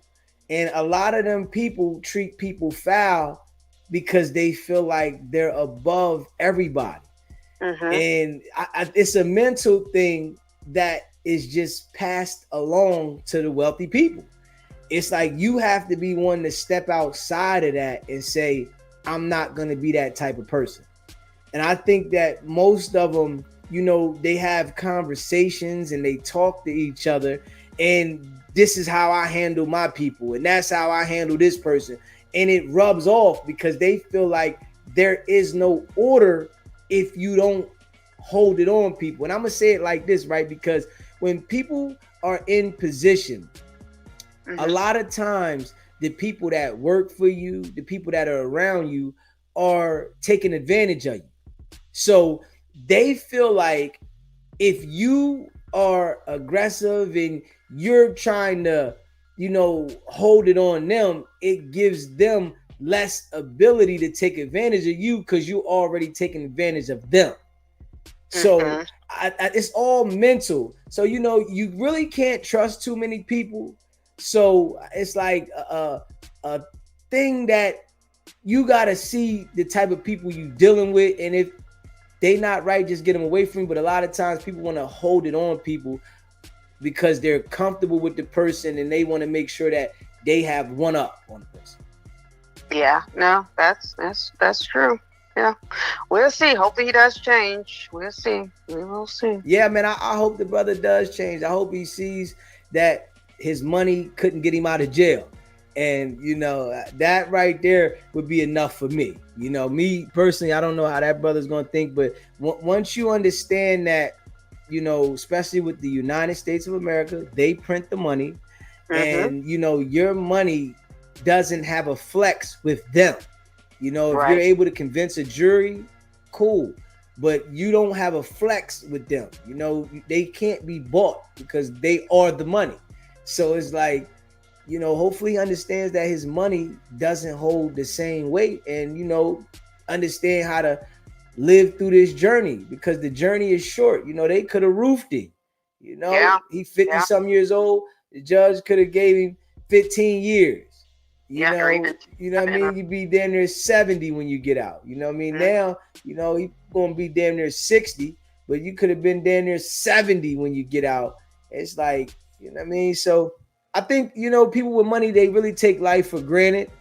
Yeah. And reality will kick in a drop of a dime when you least expect it. Okay, well, that's my time. I'm gonna jump back in the chat, but I appreciate you. appreciate you too. Thank you for calling in. Bye, chat. If you haven't already smashed that like button, hit the like button. Hit that subscribe button. And share this live. I appreciate all of y'all, man. Yeah. Understanding that money don't hold the same weight. SBGB TV, it's a live call-in show. What's popping? What's going on? What's good with you? What's popping? You already know, DJ, this your boy from a couple months ago when you first got started or whatever, man. Who is it? It's your boy from Jersey. Oh, what's going on with you, bro? Alright, say no more. Remember I was getting on your nerves about like the simple fact of it was some footage out there. It was a couple females that was on Clubhouse at the beginning, and they had made a little run or whatever on a highway and got caught with all them pounds of meth, amphetamine. Remember I was telling you about that? You was like, man, okay, just send it to me or whatever the case may be. Okay. So he deleted this shit off of all airwaves or whatever the case may be. So I had to do a little digging and get into it off of something total different, off of highway footage. You understand, DZ? Okay, so what is this pertaining to? Your boy Wack 100 is a damn rat. Okay. And the female that was on Clubhouse, he done picked them on a little dummy mission and got them caught with about 300 pounds of motherfucking meth, man. Yeah, watch your language for me, my brother. Excuse my language, yes, sir. My blood pressure, I'm a stone cold Gemini. I'm a blood pressure starter. Okay, I know about Geminis. I'm one myself. Yes, sir. All right, so now check it out. You got to go to the traffic stop, turns into a massive drug bust. It's the cop can. They got 5.8 million views on it, and it's the females, all three females that was on Clubhouse at the beginning, making an out-of-state run. Our typical hood rat female in the hood, do the little typical make a run, do this, do that. The first person they called was Wack 100, and on Clubhouse, within the next couple of hours or two, he tried to cover himself and gets on Clubhouse and say, "Yo, Miss Spencer with such and such, say her name or whatever. Oh, she calls me such and such," trying to clear it up like how before people was really on his nonsense. But he got rid of that type of stuff on Clubhouse. So that shit wouldn't even be brought up. I apologize for the little cursing and everything too. Yeah, send it to me text it to me. All you gotta do is hit the share button on whatever the video is and just text it to me. Dang. Yeah, go to the video and where it says share, hit the share button and send it to me on text. Oh, all right, so go through it on my phone. You already know. I'm about to work it out, because you ain't so smart at first on your phone either, Diddy. Yeah, all you got to do, I'm telling you, I'm breaking it down for you. I'm giving it to you. I'm putting the manual, a step-by-step booklet for you to get your game on track. I got you. All you got to do is hit the share button, right? Hit the share button. When you hit the share button, the text message is going to come up. Hit the text message, hit my number, and send. Boop, come right to me. Say no more. So I got to look at it on my phone now. Yeah, look at it on your phone. Go to where the video is, where it says that you can like the video and all that. It's a whole row of different buttons. It's going to say share. Hit the share button. Then you're going to see the text message can come up, or email, or all that. If you want to share it to Facebook, you hit share the text message, go to my number, boop, hit my number, boop, and then hit send. It'll come right to me. Yeah, I already got you saved. So I DG, you just now walk me through it. I'm going to go through it right now. But just in case, go to traffic stop turns into massive drug bust on the can. That's it, bro. I got you. I mean, if I don't get it from you, I'm going to that. All right, say no more. But I'm about to do my little due diligence right now. I appreciate you calling in. You the best. All right, peace. Yes, sir. If you haven't already, hit that subscribe button. Hit the subscribe button. Smash the like button too. And share this live. Yeah, I appreciate all y'all that rock with SBGB TV. You hear me? Hit that subscribe button too. Hit that like button. Diddy got 50 months. 50 months in the feds. SBGB TV, it's a live call-in show. What's happening? What up, baby? What's going on with you? You got 50 months. Yes, sir. Diddy got 50 months in the feds. Well, he gonna be at Club Med. He gonna be all right. I'm gonna say again, this was a play about just because we let you at the table, don't mean you get to order what you want. We order for you to eat. He shouldn't have never went after them alcohol, them beverage companies. They put him in his place. He lucky he didn't get more, because the prosecution totally dropped the ball. They picked the two worst people that they could put on the stand as witnesses, or any witnesses that they had, that made it seem more like they was going along for the get along than being forced to do what they wanted to do. Yeah. Diddy made a decision, and, his past that he was into, all of it came full surface, and it met him at his front door. I totally agree with you, but they're reminding him, you can have all the money you want. You ain't gonna never have as much money as we do. We run the world. You just a squirrel. You the nut in it. That's all you running around looking for, nuts. You not the big squirrel. Yeah, I think it's like that with any level. If you get out of pocket, anybody. I think that certain people understand how to stay in line and stay in pocket. And I really feel like, certain people, especially people that don't come from, that background, they want to flex. They want to act like they're bigger than the people that are like them, because they were fortunate to be in that situation.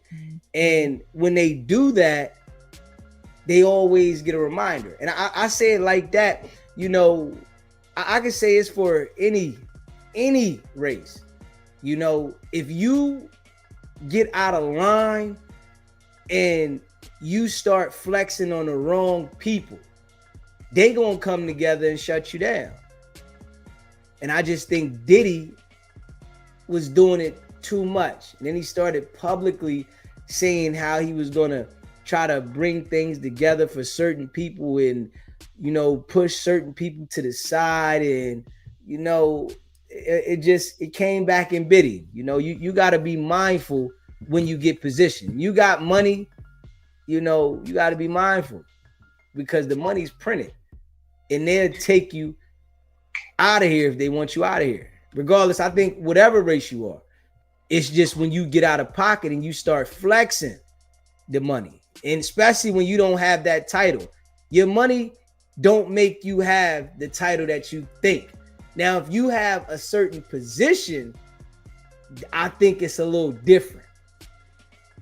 But when you don't got that position, just because you got the money, I don't think that's enough. Well, I wasn't even talking about the color, and the money definitely ain't enough because the money he was getting, they was funneling it to him. Meaning, like, when somebody has a new record or something coming out, if the record label has them on their top shelf, they're gonna funnel all of their money into that artist for that moment. And what that artist does with it and how they make a come up for themselves is up to them.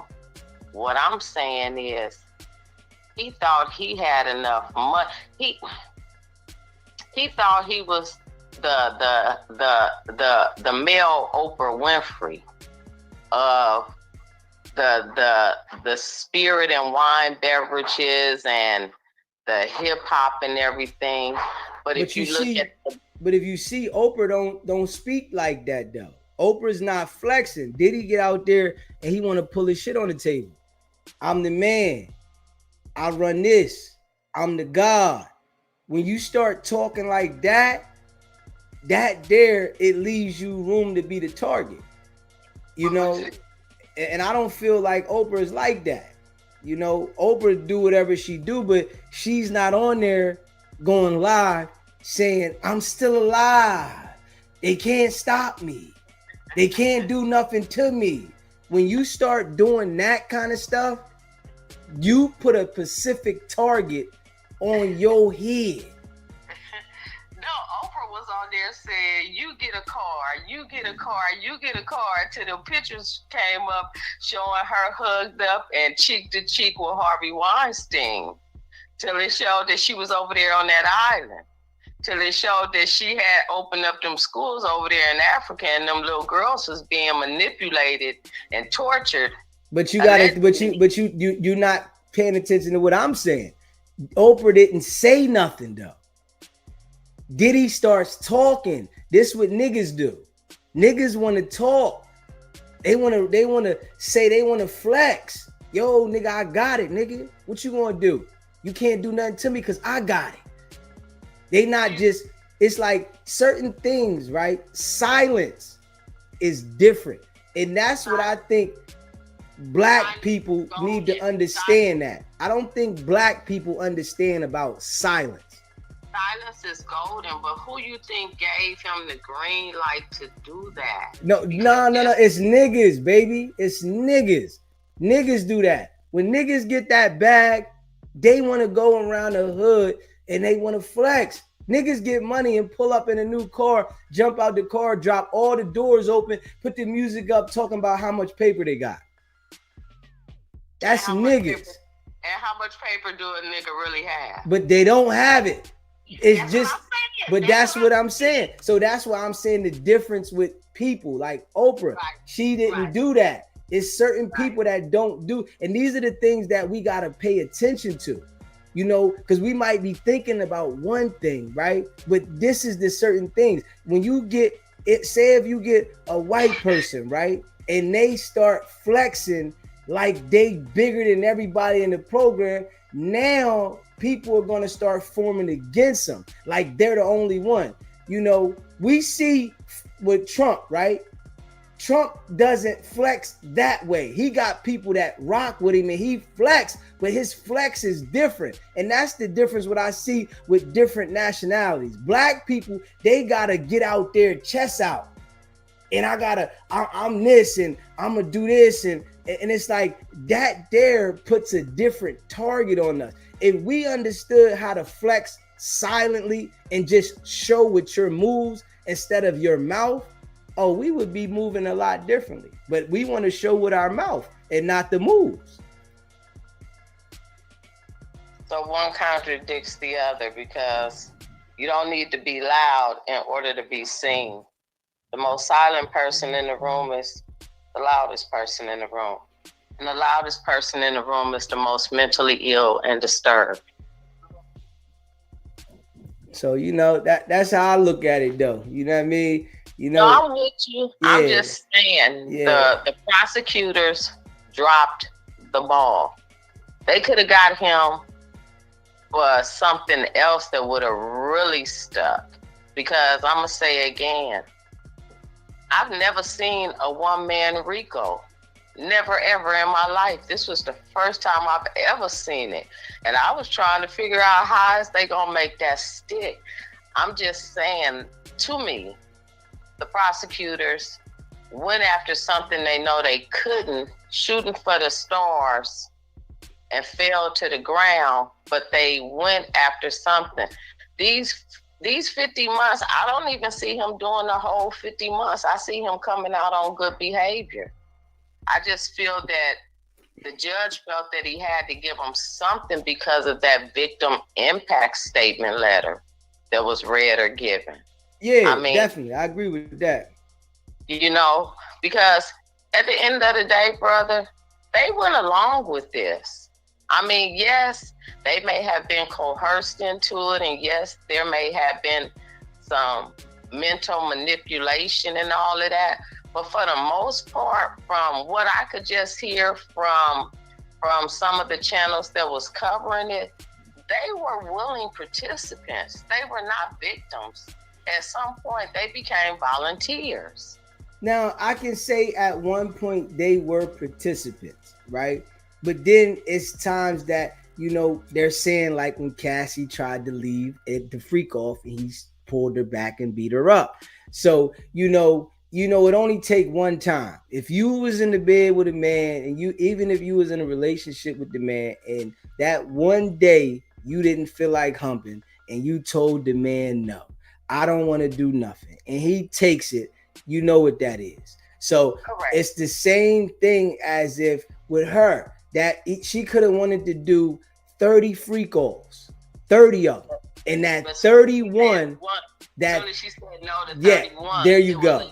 You gotta stop. Yeah, so that's what that's why I say he got lucky in the situation that they didn't convict him, because they was using a tape that they didn't charge him with. Now, if they would have charged him with what they seen on that tape, I think they would have convicted him of everything. Because then they used the tape for something that they didn't charge with. I think that weighed for the jury. But her saying that was a freak off that I was trying to get out of, that made, the judge look at it like, okay, this is a victim because she was trying to leave a freak off.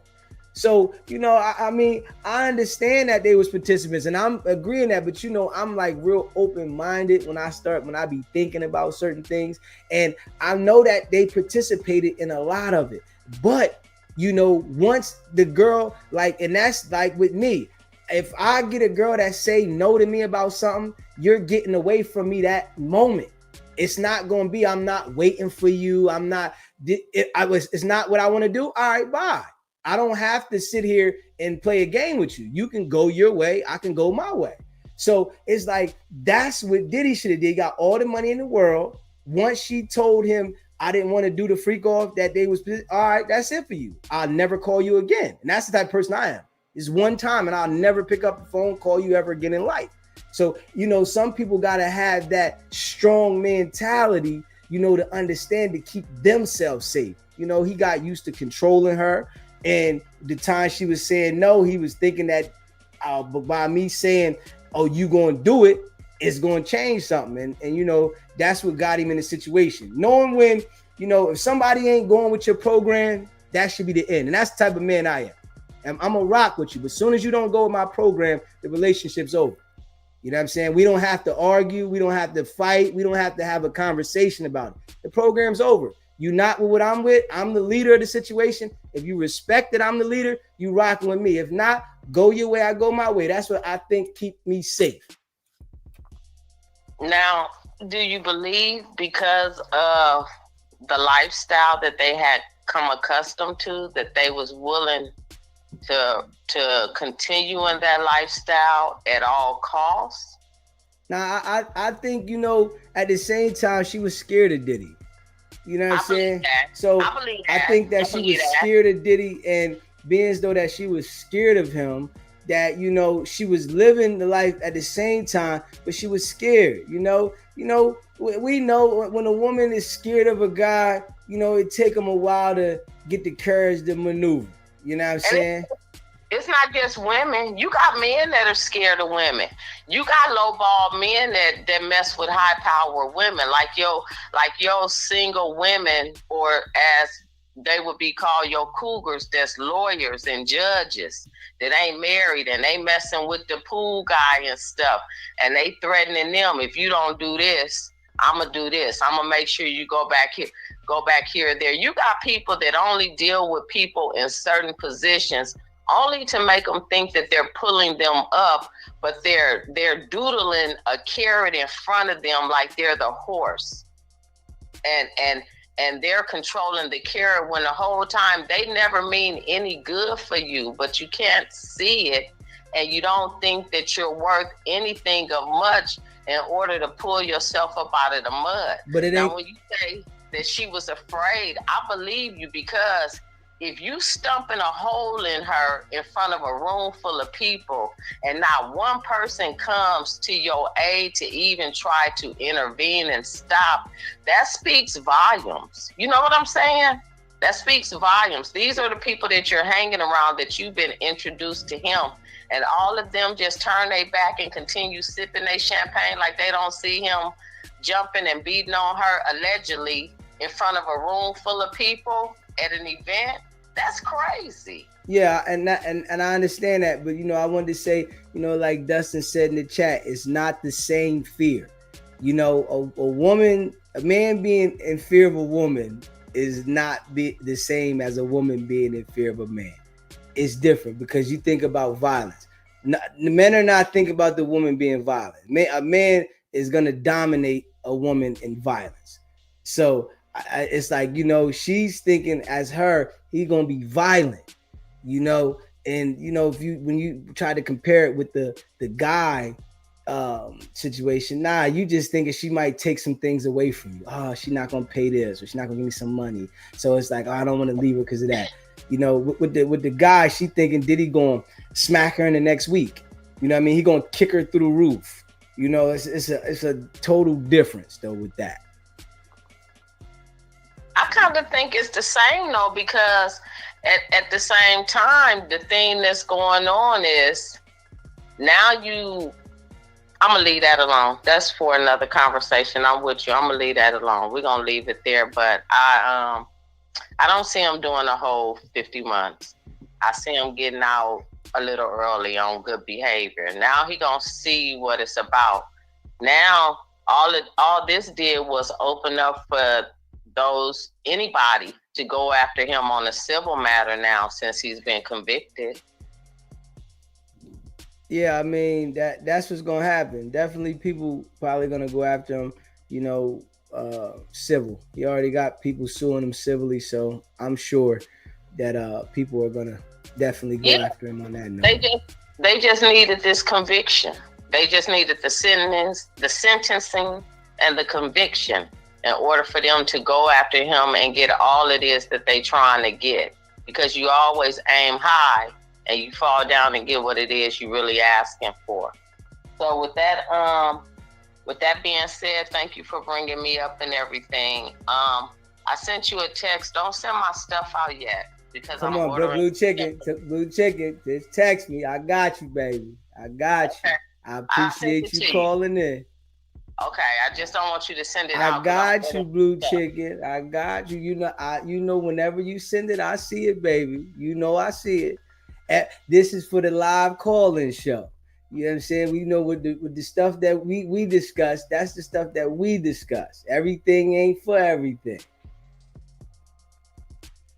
You with All me? right, I hear you. All right. Later. Hit that like button. Hit the subscribe button.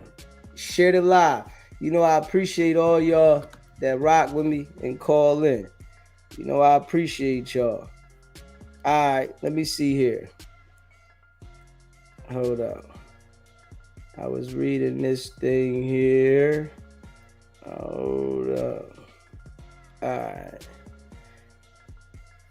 The jury reached a verdict on coercion and found there was not coercion. I think the judge said coercion today as a basis for his sentence at least a dozen times. Agnifilo said, adding that he thinks this is unconstitutional. So that looks like that's going to be something that is involved in his appeal. Okay. That's something that's going to be in the appeal then. He said, here are the judge's key lines before he sentenced Diddy to 50 months in prison. Let me see here. Judge Aron Sumerinon delivered powerful remarks before sentencing Sean Diddy Combs to 4 years in prison and levying a $500,000 fine on the rapper. Considering all Combs' history, Sumerinon clarified that the sentence was for the offenses of conviction, the Mann Act charges, and not the S trafficking and racketeering charges he was acquitted of. He also said that while the drugs may be behind the Combs' violent behavior, the court has to consider all of your history here. Combs' success and devotion to family, Sumerinon said he has considered that Combs is devoted to his family, a self-made artist and businessman who has inspired and lifted up communities, and noted that his success are even more impressive given the struggles in his childhood. On the defense's arguments, Sumerinon rejected the defense's attempt to characterize the freak-offs and the hotel nights as intimate, consensual experiences or just for sex, drugs, and rock and roll stories. On victims, Sumerinon said a substantial sentence must be given to send a message that abuse of women is met with accountability, adding that the court is not assured that Combs would not commit these acts again. Combs irreparably harmed 2 women. The judge said Sumerinon also thanked the witnesses and victims for coming forward and telling the world what happened. Wow. Other notable developments from the afternoon.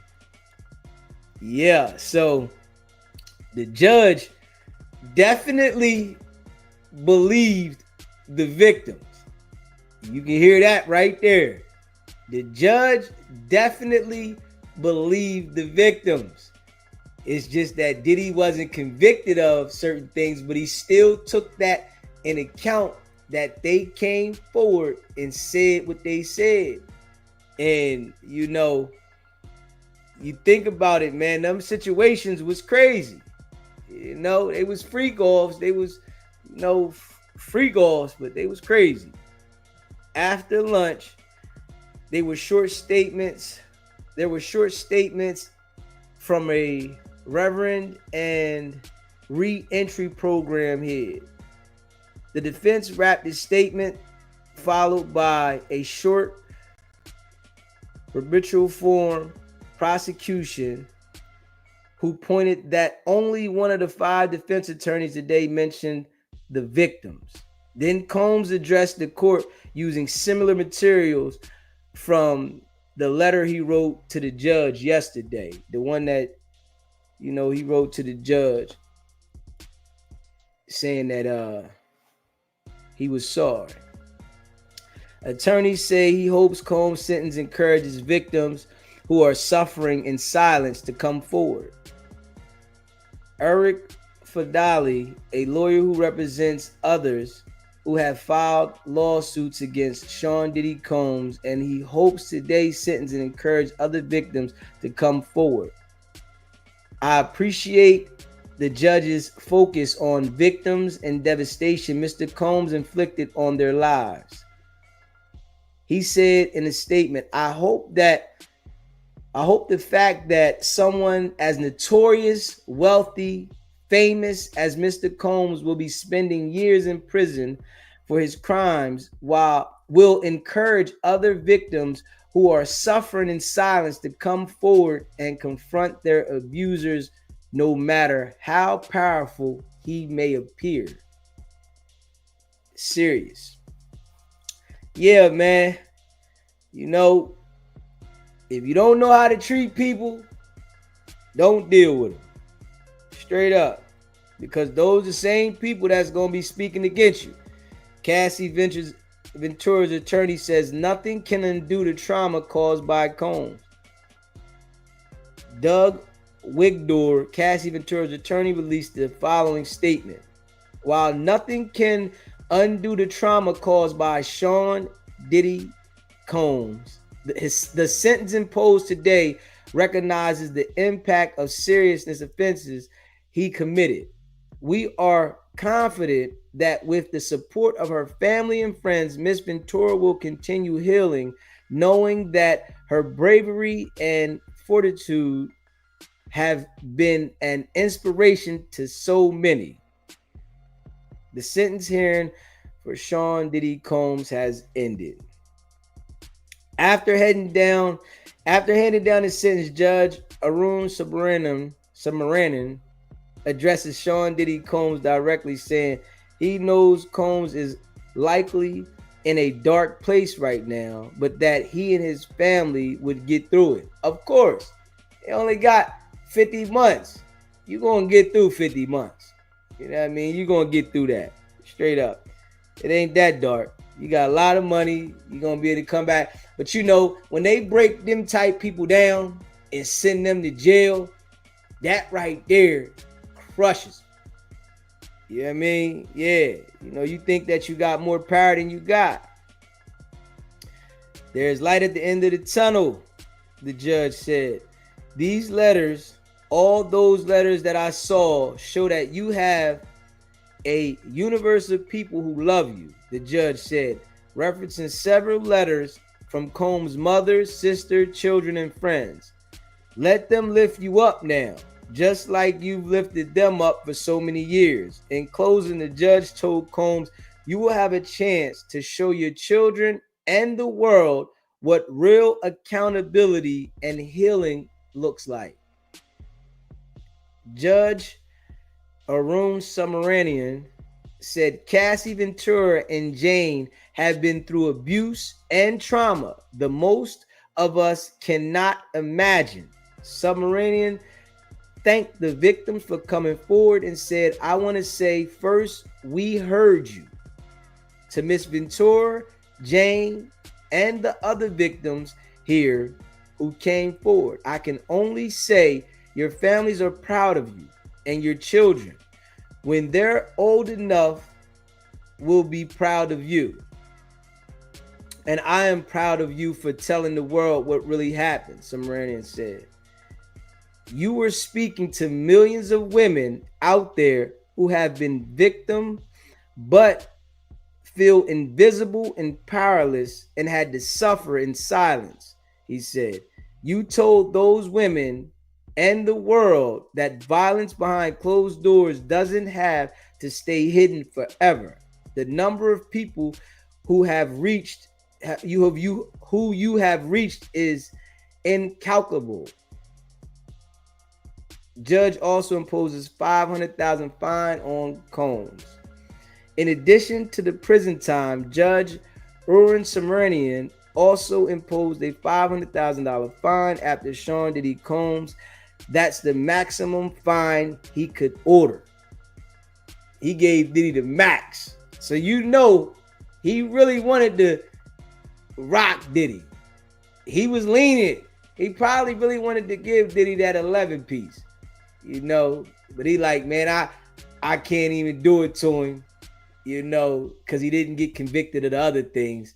So he probably really wanted to give Diddy the 11 ball, the way he's sounding in here. It says Submarinian noted this was an upward variation from the guidelines, but said he was taking into account Combs' immense resources, which enabled his crimes. Judge Arun Saranian says Sean Diddy Combs' sentence is hard time away from his family, but also notes Combs will have a life after prison. This is a serious sentence that reflects the gravity of your crimes and conduct, Sumerian said. Justin Sean Diddy Combs sentenced for, Sean Diddy Combs has been sentenced to 50 months. Yeah, they wasn't playing no games, man. They wasn't playing no games. Diddy thought it was going to be sweet, man. It wasn't sweet. Yeah, you know, and you know, honestly, that 2.5 years that he got left, he'd be all right, man. Yeah, he'd be all right. You know, I just hope that he's able to reflect and understand. Your money can't buy you out of everything. You know, it can't buy you out of everything. I'm telling you, me going through the things that I've been through in my life, it gives me a different clarity.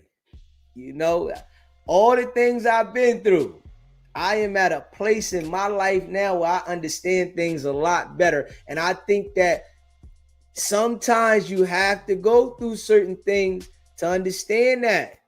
Because a lot of people think that they're bigger than life, and you're not. You're not exempt to the things that can happen to you in life. You know, some people get beside themselves, thinking that they can't be touched, they can't be stopped, nobody can say anything to them, and boom, reality check. You know, now Diddy in there, they talk about child time, crack 15, count time, lockdown, code this, code that. You know, it's a different program. So, you know, from going to living in mansions across the whole world, private jets, and in and out the country, it's a different ball game. And you get to, you know, see that all that stuff that you really thought meant something, it's not more valuable than your freedom. It's not more valuable than your freedom, man. None of that. None of it. Because once they take your freedom, what is it? It's nothing. It's all sitting there. Everybody else got to occupy it. Straight up, Pac said it good. Currency means nothing if you're not free. It means nothing. Your freedom, your health, those things is important. Yeah.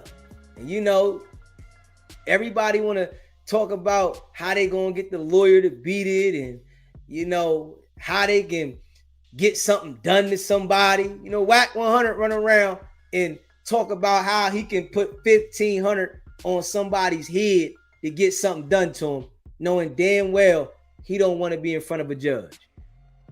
You hear me? Knowing damn well he don't want to be facing a judge for saying that. Knowing damn well if something was to happen to that magnitude, he don't want to be in front of no judge for that. But you know, everybody is cocky until they got to sit on that. Now you got to deal with this now. You know, now you got to face that. But are you going to have that same energy? Because all that cockiness Diddy had, he ain't cocky in there at all. All that cockiness he had from dealing with his artists, the women, the business, you ain't cocky in jail. Nah, not to the judge though. Somebody that you don't even know personally. You don't know this judge personally. You don't got no relationship with the judge. But you ain't cocky to them. But it's the people that you got relationships with, you real cocky to them. This how I go though. It's always the people around you that you got to worry about and deal with. You're going to be cocky to the people around you. You're going to disrespect the people around you. People around you going to disrespect you. But then you get over there with the judge and it's yes, sir. No, sir. Yes, ma'am. No, ma'am. Please don't do this to me. I got a family. They love me. I care about them. You know, but these are the things we ain't mindful when we out here. You know, it comes a time where you got to mature. Diddy in his 50s, man. In his 50s. Got to learn the hard way. Nigga, wait till you get in your 50s to go to jail and do some time. That's different. You hear me? That's different. Wait till you get in your 50s to go to jail and do some time. Man, that's different, man. Yeah. But you gotta grow up, man. You know, he gonna learn though. If he don't learn, they got a place for you. That's one thing people gotta understand. They not gonna run out of bed space in jail. And if they do, they gonna put your ass on the floor. Straight up. If they run out of bed space, they gonna put you on the floor. Straight up. You got to understand that. If you haven't already, smashed that like button, man. Hit that like button. Hit the subscribe button. Share the live. You know, I appreciate all y'all that rock with me, man. Straight up. Yeah. And this was a good one. Good conversation. I appreciate all of y'all that called in. Facts. And hit that subscribe button, man. Smash that like button. Go check out the merch, sbgbtv.com. Yeah, become a member. It's only $3.99. It's pinned at the top of the chat.